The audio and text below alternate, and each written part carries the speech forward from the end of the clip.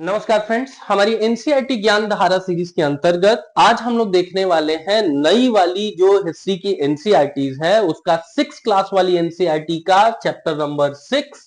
Heading देख सकते हैं आप लोग, यहाँ पर क्या लिखा हुआ है, राज्य, राजा और एक प्राचीन गणराज्य। बेसिकली इस चैप्टर को पढ़ करके ना आपकी एक अच्छी से अंडरस्टैंडिंग होगी वैदिक या पोस्ट वैदिक उत्तर वैदिक संस्कृति के बारे में। और दूसरा, इस चैप्टर में थोड़ी बात की गई है महाजनपदों की। और इस चैप्टर में हम लोग केवल उन्हीं फैक्ट्स के ऊपर बात कर रहे होंगे जो वास्तव में आपके एग्जामिनेशन पॉइंट ऑफ व्यू से दो फैक्ट्स आर वेरी इंपॉर्टेंट।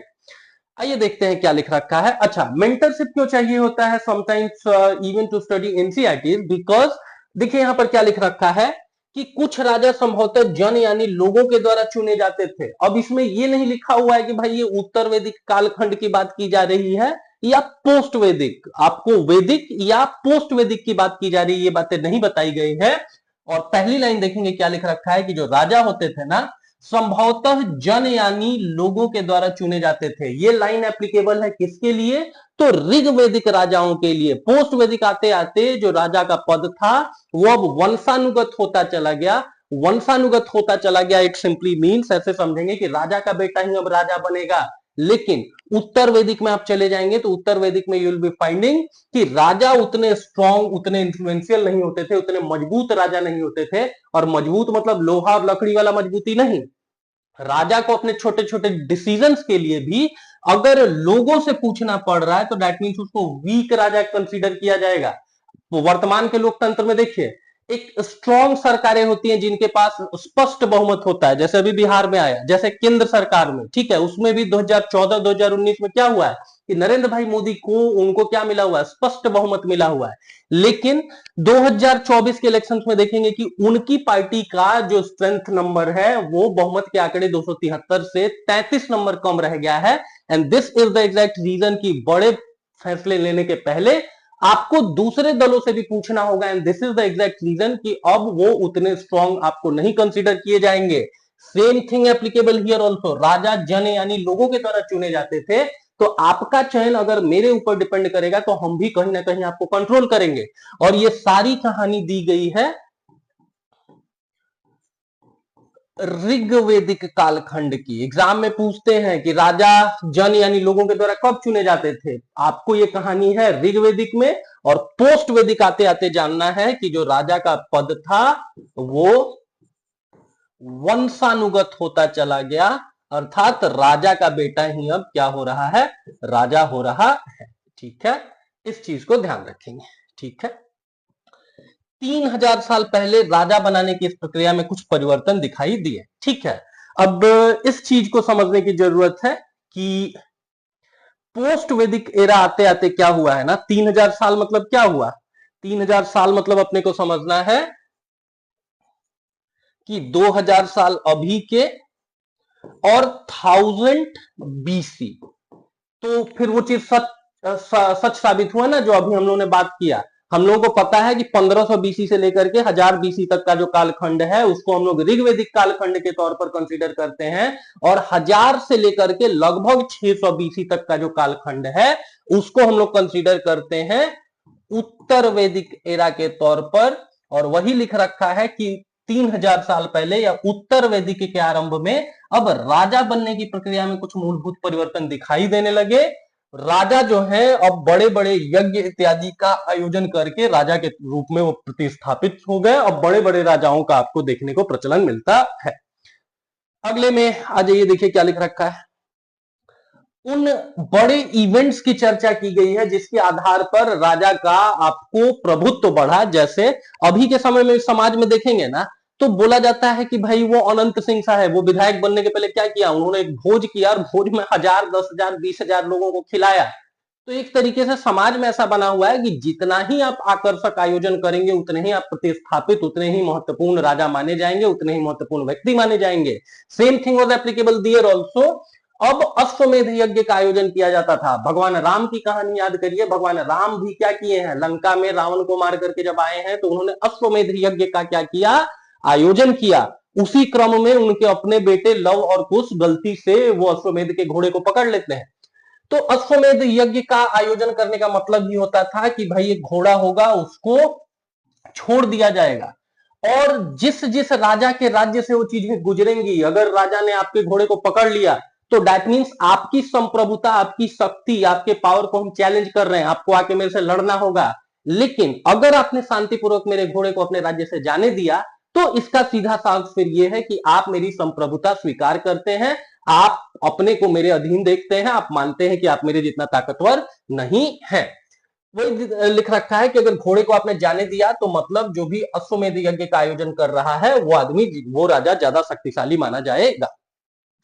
एक और चीज जानेंगे, एग्जाम में बार बार पूछते हैं कि राजा के दरबार में उससे संबंधित तो बहुत सारे लोग होंगे ना, लेकिन सर्वाधिक शक्तिशाली व्यक्ति किसको कंसीडर किया जाता था, राजा के सबसे क्लोज किसको कंसीडर किया जाता था, तो उसके सारथी को किया जाता था। आप सोच करके देख सकते हैं ना कि भाई पहले युद्ध वगैरह क्या होते थे, रथों पर बैठ के राजा जी आते थे, और बाकी किसी ने धोखा दिया आप बर्दाश्त कर लेंगे, लेकिन आपके सारथी ने अगर आपको धोखा दे दिया ना तो आप उस चीज को बर्दाश्त नहीं कर पाएंगे। And this is the exact reason कि राजा के लिए सबसे इंपॉर्टेंट क्या होता था, उसका सारथी होता था। महाभारत का युद्ध याद करिए, कौन किसी भी मामले में अर्जुन से कम नहीं थे, एक ही मामले में कमजोर थे कि जो भगवान कृष्ण थे, अर्जुन के जो सारथी भगवान कृष्ण थे, वो हर तरीके से अर्जुन को विजय दिलवाना चाहते थे, और वहीं दूसरी तरफ शल्य ये प्रयास करते थे कि किस तरीके से डिमोटिवेट किया जाए कर्ण को। आप लोगों ने देखा होगा, वो महाभारत में दिखाते हैं कि अर्जुन का रथ सामने से आ रहा है और शल्य क्या करते हैं, बार बार हतोत्साहित करते हैं कर्ण को कि बोलो तो भगा के ले चले, सामने से वो अर्जुन आ रहा है, अर्जुन तो फिर अर्जुन ही है। तो दैट मीन्स राजा का सारथी बहुत इंपॉर्टेंट होता था, बार बार एग्जाम में ये फैक्ट पूछा हुआ है, वही उसका सहचर इत्यादि होता था। ठीक है, तो इस एक फैक्ट को भी हम लोगों को देखने की जरूरत है। उसके अगले में देखेंगे कि राजा के पास क्या होते थे, पुरोहित होते थे, और पुरोहित क्या करते थे कि पवित्र जल का छिड़काव करते थे और साथ साथ कई अनुष्ठानों को परफॉर्म करवाते थे राजा के बिहाफ पर। अगला चीज कि विश्य या जो वैश्य लोग होते थे, वर्ण व्यवस्था के अंतर्गत सबसे ऊपर ब्राह्मण्स को माना गया, ब्राह्मण्स के नीचे क्षत्रियास को माना गया, क्षत्रियों के नीचे वैश्य कम्युनिटी को माना गया, और माना गया कि उत्पादक गतिविधियां जैसे बिजनेस इत्यादि में कौन से लोग इंडल्ज है, कौन से लोग संलिप्त है, यही वैश्य समाज या विश्व समाज। और जिन्हें पुरोहित शूद्र मानते थे उन्हें कई अनुष्ठानों में सम्मिलित नहीं किया जाता था। ठीक है, वर्ण व्यवस्था में जो सबसे निचले पायदान का तबका था शूद्र, उनको कभी भी आपको ऐसे इवेंट्स में पार्टिसिपेट करने नहीं दिया जाता था। अगला देखिए क्या लिख रखा है, अगला लिखा है कि ग्रंथों को बांटा गया है ऋग्वेदिक और पोस्ट वैदिक के तौर पर। हम लोगों को पता है ना कि जो आरंभिक वैदिक साहित्य है उसको, उसके मोस्टली 4 पार्ट है। सबसे पहले वेद है, वेद को फॉलो करते हुए ब्राह्मण है, ब्राह्मण को फॉलो करते हुए अरण्यक है, और अरण्यकों को फॉलो करते हुए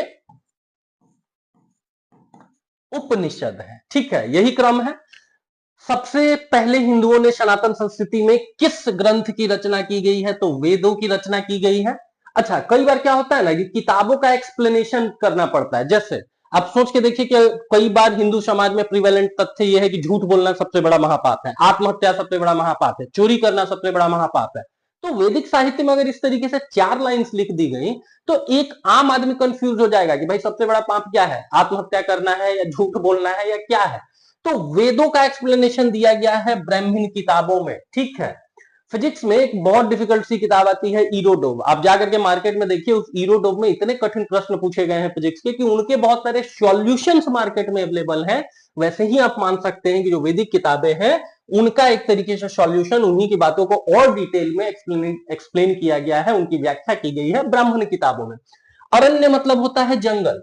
अगर आपने सांसारिक मोह माया का त्याग कर दिया और आप जंगलों की तरफ अब जा रहे हैं तो किन आप मोडस ऑपरेंडी को फॉलो करेंगे, किन नियम कानूनों का आप पालन करेंगे।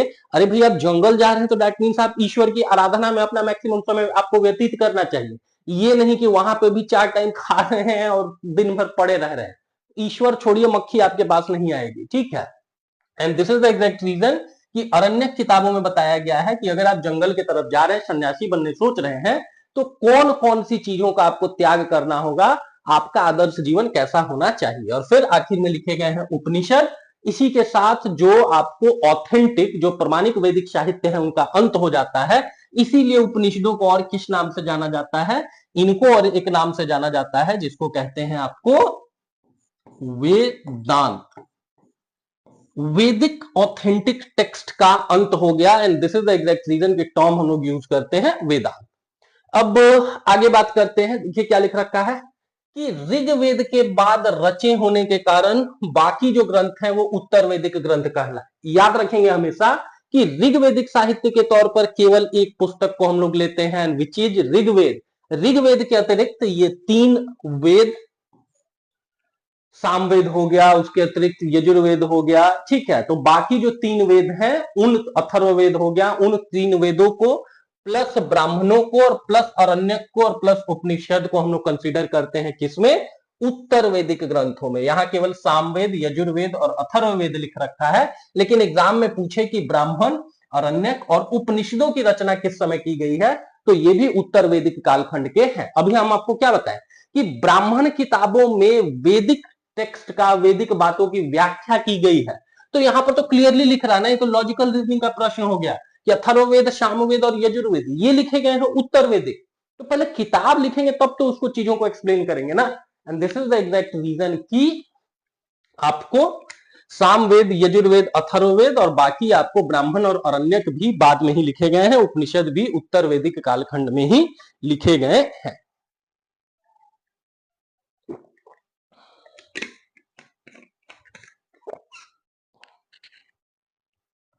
चलिए आगे देखते हैं। पुरोहित ने क्या किया, लोगों को 4 वर्गों में विभाजित किया जिनको वर्ण कहते हैं। अभी हम लोगों ने बात किया कि 4 वर्णों में क्या, कौन से लोग आते हैं, ब्राह्मण आते हैं, जिनके जिम्मे काम दिया गया कि आपको लोगों को शिक्षा देनी है। और उस समय शिक्षा का प्रोमिनेंट तरीका क्या होता था, उस समय कोई आपको रॉकेट साइंस थोड़े सिखाया जाता था, वैदिक ग्रंथ सिखाए जाते थे। तो ब्राह्मणों से एक्सपेक्टेड था कि आप वेदों का खुद भी अध्ययन करिए और अध्यापन करिए, दूसरों तक उन चीजों को सिखाइए। दूसरा क्षत्रिय लोगों का था या शासकों का था। क्षत्रिय शब्द जानते हैं कहां से बना है, छत्र से बना है। छत्र मतलब छाता। छाता क्या काम करता है, बारिश के दिनों में हम लोगों को बारिश से बचाता है और गर्मी के दिनों में धूप से बचाता है, राइट। तो अगर आप क्षत्रिय हैं, आप वीरभद्र हैं, तो आपसे एक्सपेक्टेड है कि आप समाज पर आने वाली विपत्तियों से समाज की रक्षा करेंगे। And this is the exact reason that word Kshatriya is there. तो काम क्या करना हुआ, समाज पर विपत्ति आएगी तो आपको युद्ध करना है, लोगों की रक्षा करनी है। तीसरे स्थान पर कौन से लोग हैं, विषय या वैश्य लोग हैं। इसमें उत्पादक गतिविधियों में संलिप्त लोग थे, जैसे कृषक हो गए, पशुपालक हो गए और व्यापारी हो गए। ब्राह्मणों के अतिरिक्त क्षत्रिय और वैश्य दोनों को ही यज्ञ करने का अधिकार प्राप्त था। पुरानी एनसीईआरटी पढ़ेंगे तो उसमें क्या लिख मिलेगा आपको कि ब्राह्मण प्लस क्षत्रिय प्लस वैश्य को कहा जाता था द्विज। द्विज मतलब होता है 2 बार जन्म लेने वाला, ठीक है। इस तीनों लोगों को क्या था, उपनयन संस्कार का अधिकार था। उन लोगों को सेक्रेट थ्रेड, जनेऊ धारण करने का अधिकार था। और दूसरा जन्म मतलब, पहला जन्म मतलब हिंदुइज्म सनातन संस्कृति मानती है कि जन्म से हर व्यक्ति शूद्र होता है, हमारे कोई गुण अवगुण होते ही नहीं है जन्म के समय। और जैसे जैसे हम बड़े होकर के शिक्षा ग्रहण करते हैं तो एक तरीके से हमारा दूसरा जन्म होता है। And this is the exact reason कि एग्जाम में पूछे कि द्विज की संकल्पना के अंतर्गत या 2 बार जन्म लेने वाली संकल्पना के अंतर्गत किन 3 वर्णों को रखा गया था, तो शूद्रों को छोड़ करके बाकी 3 वर्णों को रखा गया था। अंतिम पायदान पर शूद्र लोग थे, इनका काम था अन्य 3 वर्णों की सेवा करना। और अनफॉर्चुनेटली न तो इनको अनुष्ठान करने का अधिकार दिया गया और साथ साथ औरतों का भी जो सामाजिक परिस्थिति थी वो भी शूद्रों के समान ही थी। मतलब उनकी सामाजिक परिस्थिति, सामाजिक स्थिति भी अच्छी नहीं थी। उनको भी वेरियस आपको इवेंट्स में, बहुत सारे अनुष्ठानों में आपको पार्टिसिपेट करने का मौका नहीं दिया जाता था। और महिलाओं तथा शूद्रों को वेदों के अध्ययन का भी अधिकार नहीं था। अब ये सारी राम कहानी हम लोगों ने जान ली, लेकिन फिर मेंटरशिप जानते हैं क्यों चाहिए होता है? बिकॉज आपसे एग्जाम में पूछेगा कि ये जो राम कहानी हम लोगों ने पढ़ा, ये किन लोगों के ऊपर एप्लीकेबल था। क्या वैदिक संस्कृति में ये चीजें एप्लीकेबल थी या पोस्ट वैदिक, उत्तर वैदिक में एप्लीकेबल थी? तो एक चीज आप लोगों को जानना चाहिए, विच इज कि जो वैदिक संस्कृति रही हुई है ना, वो वर्ण व्यवस्था आधारित थी। और जो उत्तर वैदिक संस्कृति हुई ना, वो एक तरीके से जाति आधारित हुई। ठीक है, अब इन दोनों में अंतर समझते हैं। वैदिक संस्कृति में वर्ण व्यवस्था थी। वर्ण व्यवस्था कहने का मतलब ये हुआ कि भाई, वर्ण व्यवस्था कहने का मतलब ये हुआ कि एक ही परिवार के अंतर्गत गुणों के आधार पर एक व्यक्ति ब्राह्मण, एक व्यक्ति क्षत्रिय, एक व्यक्ति शूद्र और एक व्यक्ति ब्राह्मण हो सकता है। लेकिन उत्तर वैदिक आते आते इसको वंशानुगत बना दिया गया। जो इन्फ्लुएंशियल लोग थे, समाज के जो भी महत्वपूर्ण लोग थे, उन्होंने अपने फायदे के लिए नियम कानूनों में विसंगतियां उत्पन्न की और अब बोला गया कि ब्राह्मण का लड़का ही ब्राह्मण होगा, इरेस्पेक्टिव ऑफ द फैक्ट कि उनको वैदिक ज्ञान है या नहीं है। क्षत्रिय का बेटा हो सकता है कि लड़ने भिड़ने में कितना भी कमजोर हो, बट उसी को सैनिक में अपॉइंट करेंगे, तो फिर आप क्या कर रहे होंगे, देश और संस्कृति का नाश करेंगे। बिकॉज ना वो अपनी रक्षा कर सकता है, ना समाज की रक्षा कर सकता है। इसके अतिरिक्त हो सकता है कि वैश्य का बेटा बहुत बिजनेस करने में कैपेबल नहीं हो, आप उसको 10 लाख दीजिए, वो आपके 40 लाख डुबा रहा होगा, बट फिर भी आपने उसको क्या किया, बिजनेसमैन बना। सॉरी फ्रेंड्स, थोड़ा पावर कट हो रखा था and that was the exact reason कि कुछ चीजें रह गई। तो अभी हम लोग क्या बात कर रहे थे कि भाई 2300 साल पहले कोई अलेक्जेंडर इंडिया आया और उसने एक युद्ध लड़ा हुआ है झेलम नदी के किनारे। ठीक है, और कब, तो 326 बीसी इत्यादि में। और एग्जाम में पूछते हैं कि भाई कौन नदी पार करने से उसके सिपाहियों ने मना कर दिया, तो दैट पर्टिकुलर रीजन वाज व्यास। और क्यों मना कर दिया गया, क्योंकि उसके सिपाहियों को पता चला कि भाई 20 हाथियों वाले पोरस ने अगर हमारा ये हाल कर रखा है, तो आगे अगर हम जा रहे होंगे, वहां पर धनानंद बैठा हुआ है जिसके पास लगभग 6000 आपको हाथी है। ठीक है, इस बात से भयभीत थे कि आगे आने वाले शासकों के पास एक अच्छी खासी संख्या में आपको पैदल, रथ और हाथियों की संख्या है। और ये किस शासक की बात हो रही है, तो ये धनानंद की हो रही है। वही धनानंद जिनको हरा करके चाणक्य की मदद से अगले राजा बनते हैं चंद्रगुप्त मौर्य। चंद्रगुप्त मौर्य। ठीक है, तो ये चीजें थी इंपॉर्टेंट यहां पर। अगले में देखेंगे कि मगध, ठीक है, एक बहुत ही शक्तिशाली राज्य था, लेकिन उसी के नजदीक एक वज्जी नाम से राज्य था जिसकी राजधानी क्या थी, वैशाली थी। एग्जाम में पूछते हैं कि वज्जी राज्य कहां पर है, तो बिहार में। इसकी राजधानी पूछते हैं क्या है, वैशाली। और वहां किस प्रकार की शासन व्यवस्था थी, तो वहां पर शासन व्यवस्था थी जिसको गण या संघ बोलते हैं। ठीक है, संघ। जैसे भारत के लिए भी आर्टिकल 1 अगर आप पढ़ेंगे ना, तो वर्ड क्या देखने को मिलता है, यूनियन। यूनियन शब्द का सीधा सा मतलब ये हुआ कि छोटे छोटे राज्यों ने मिलकर के एक बृहत्तर राजनीतिक व्यवस्था के अंतर्गत रहना स्वीकार किया हुआ है, विच इज संघ। गणतंत्र, गणतंत्र, भारत को गणतंत्र इसलिए बोलते हैं बिकॉज भारत का जो सबसे इंपॉर्टेंट आदमी होगा, जो राष्ट्रपति होंगे, ये पद वंशानुगत नहीं होता है, बल्कि हम में आप में से कोई सा भी व्यक्ति उठ करके, अगर उसमें इतनी कैपेबिलिटीज है, उनकी इतनी पॉलिटिकल पार्टीज की बैकिंग है, तो वो व्यक्ति आपको शासनाध्यक्ष बन सकता है, राष्ट्रपति इत्यादि बन सकता है। ठीक है, गण या संघ में कई शासक होते थे। अब क्या, जैसे अभी का पॉलिटिकल सिनेरियो देखिए, ठीक है कि भारत को ओवरऑल तरीके से अगर सेंट्रल लेवल पर देखिए तो राष्ट्रपति और प्रधानमंत्री नरेंद्र भाई मोदी चलाते हैं, but that really doesn't mean कि राज्यों में मुख्यमंत्रियों का कम इंफ्लुएंस होता है। ममता दीदी को देखिए या तमाम मुख्यमंत्रियों को देखिए, they are also very important. गण या संघ में कई तरीके के शासक होते थे, उसको जानेंगे। और गण शब्द का प्रयोग होता है कई सदस्यों वाले समूह के लिए। ठीक है, जिसमें कोई एक इंडिविजुअल, कोई एक सदस्य इंपॉर्टेंट नहीं है, बल्कि समूह कई सदस्यों से मिलकर के बना हुआ है और सारे के सारे सदस्यों की बात सुनी जाती है।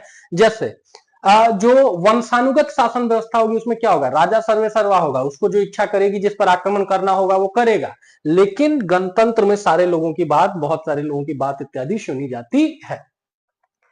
अगला इंपॉर्टेंट पॉइंट देखेंगे, क्या लिख रखा है, वही बात कर रखा है कि भाई जो संघ होता था उसमें शत्रुओं के आक्रमण इत्यादि या अन्य समस्याओं के लिए क्या करते थे, वो मिलकर चर्चाएं करते थे, मिलकर के काम करते थे। हाउएवर, स्त्रियां हो गई, दास या शूद्र हो गए, और कम्मकार। कम्मकार मतलब समझना है कि जो सामान्य कर्मचारी थे, वो लोग इन हिस्साओं, सभाओं में हिस्सा इत्यादि नहीं लेते थे। आगे बुद्ध और महावीर स्वामी, उनके बारे में, भगवान महावीर के बारे में आगे चैप्टर में हम पढ़ेंगे। और ये दोनों के दोनों लोग किससे संबंधित रहे हुए हैं? शंग से संबंधित रहे हुए हैं। दोनों का जो आपको वंशानुगत लीनेज है ना, वो ये दोनों लोग आते हैं कहां से? संघात्मक शासन व्यवस्था से ही आते हैं। अगला जान रहे होंगे, अगला एक इंपॉर्टेंट चीज जानेंगे एग्जामिनेशन पॉइंट ऑफ व्यू से। वज्जी संघ का वर्णन हमको कहां देखने को मिलता है? तो दीघ निकाय में देखने को मिलता है। ठीक है, दीघ निकाय किन लोगों का आपको धार्मिक ग्रंथ है? तो ये बुद्धिस्ट लोगों का है। उस चीज के ऊपर ध्यान देंगे और इस पे भी ध्यान देंगे कि दीघ निकाय में क्या बातें की गई है। तो ओवरऑल तरीके से देखिए तो इसमें जो भगवान बुद्ध है ना, भगवान बुद्ध के बहुत सारे व्याख्यान यहां पर दिए गए हैं, उनके बहुत सारे उपदेश यहां पर दिए गए हैं। एग्जामिनेशन पॉइंट ऑफ व्यू से जानेंगे दीघ निकाय का वर्णन कहां, वज्जी संघ का वर्णन कहां पर? दीघ निकाय। अगला एग्जाम में पूछते हैं दीघ निकाय किन लोगों की धार्मिक किताब है? बुद्धिस्ट लोगों की है, बौद्ध लोगों की है। और इस जो किताब में, हर किताब में कुछ ना कुछ बातें लिखी गई होती है ना, तो इसमें मुख्यतया आपको भगवान बुद्ध के जो उपदेश है उनका संकलन किया गया है। अगला पूछते हैं कि भाई वज्जी संघ पर आक्रमण करना कौन सा इन्फ्लुएंशियल राजा चाहता था? तो अजातशत्रु। अजातशत्रु वही व्यक्ति है जो 492 या 93 से लेकर के लगभग 460 बीसी तक क्या करता है? वो राज्य करता है। और वज्जी संघ पर आक्रमण करके उसको वो क्या करना चाहता था? अपने मगध में मिला लेना चाहता था। इसके लिए वो अपने एक मंत्री वश्यकार को क्या करता है? भगवान बुद्ध के पास सलाह लेने के लिए भेजता है। और एग्जाम में पूछते हैं कि वज्जी संघ पर आक्रमण कौन करना चाहता था? अजातशत्रु। मंत्री का नाम वश्यकार। और वश्यकार की सहायता से आगे चल के वो क्या करता है ना, ये वज्जी संघ, संघ में मतलब बहुत सारी पॉलिटिकल छोटी छोटी यूनिट्स हैं, उनको आपस में लड़वा करके अंतोगत्वा आपको वज्जी को कॉन्कर भी कर लिया जाता है। भगवान बुद्ध के बहुत सारे भक्त, बहुत सारे फॉलोअर्स रहते थे आपको वज्जी में। और खुद अजात शत्रु भी भगवान बुद्ध का भक्त था। And that was the exact reason कि भाई वो कॉन्कर करने से, वो डायरेक्ट वज्जी पर आक्रमण करने से डरता था। प्लस जो यूनिटी होती है ना, एकता में शक्ति होती है, वो थोड़ा इस चीज से भी भयभीत रहता था कि भाई वज्जी के अंतर्गत छोटी छोटी पॉलिटिकल यूनिट्स हैं, कहीं अगर हम उनमें से किसी एक पर आक्रमण किए तो ऐसा ना हो कि सब हम पर मिलकर आक्रमण करें। और इसी चीज के लिए, सलाह के लिए वो भगवान बुद्ध के पास अपने प्रिय मंत्री वश्यकार को भेजता है। और वहां पर भगवान बुद्ध बताते हैं कि अगर वज्जी में नियमित रूप से सभाएं हो रही होंगी, सब लोग मिलजुल करके काम करेंगे, बड़ों का सम्मान होगा, उनकी बातों पर ध्यान देते रहेंगे, क्योंकि बड़े लोगों के पास एक्सपीरियंस होता है ना। बुजुर्ग मतलब ऐसा मत समझिए कि वो वृद्धाश्रम में रखे जाने योग्य ही है, उनके पास हमारे आपसे मिलियंस ऑफ टाइम ज्यादा एक्सपीरियंस होता है। और किसी एडवर्स सिचुएशन को, किसी अकस्मात या किसी खतरनाक सिचुएशन को उन्होंने ज्यादा देखा हुआ होता है। और भगवान बुद्ध बोलते हैं कि भाई अगर उनकी बात सुनी जा रही होगी, आपस में लोग मिलजुल करके रह रहे होंगे, तो तब तक वज्जीवासी उन्नति करते रहेंगे, उनको हराना इतना आसान नहीं होगा। ठीक है, अगले में आ जाइए। आगे जाकर के लिख रहा है कि गुप्त शासकों ने गण और संघ पर विजय प्राप्त कर उन्हें अपने राज्य में सम्मिलित कर लिया। अंतिम रूप से आपको जो वज्जी है या संघ है या गण है, उनको किसके द्वारा जीता गया है? तो गुप्त शासकों के द्वारा जीत लिया गया है। लास्ट इस चैप्टर से रिलेटेड इंपॉर्टेंट फैक्ट देखिए क्या लिख रखा है कि 2500 साल पहले एथेंस के लोगों ने एक शासन व्यवस्था की स्थापना की थी, जिसको प्रजातंत्र या गणतंत्र कहते हैं। ठीक है, और हाउएवर ये प्रजातंत्र या गणतंत्र होने के बावजूद औरतों को नागरिकों का दर्जा नहीं दिया जाता था। आप सोच करके देखिए कि हम लोगों ने बात किया कि जो ऋग्वेदिक कालखंड में महिलाएं थी, उनका इतना यथेष्ट सम्मान था कि उनको भी वैदिक ग्रंथों में अपनी बातों को इंक्लूड करने का मौका दिया गया है। वैसा ही दुनिया के आरंभिक अगर दो प्रजातंत्र या गणतंत्रों की चर्चा की जाए तो एक तो वज्जी हो गया आपको बिहार में, और दूसरा एथेंस हो गया। एथेंस के अंतर्गत ही स्पार्टा आता था। अभी के समय में अगर आप लोगों ने 300 मूवी देखी हो, या कभी महेंद्र सिंह धोनी के बैट पे, क्रिस गेल के बैट पे लिखा हुआ देखिएगा क्या होता है, स्पार्टन्स होता है। और स्पार्टा इसी एथेंस का एक छोटा सा आपको छोटी राजनीतिक इकाई थी। And this is the exact reason कि दुनिया के आरंभिक दो गणतंत्रों के तौर पर अगर वज्जी का नाम नहीं दिया हुआ हो, एथेंस का दिया हुआ हो, तो that is also equally true. ठीक है, तो इतनी ही चीजें इस चैप्टर में दी गई हैं, और फिर मिलते हैं ऐसे ही किसी और हम लोग इंटरेस्टिंग चैप्टर को लेकर के।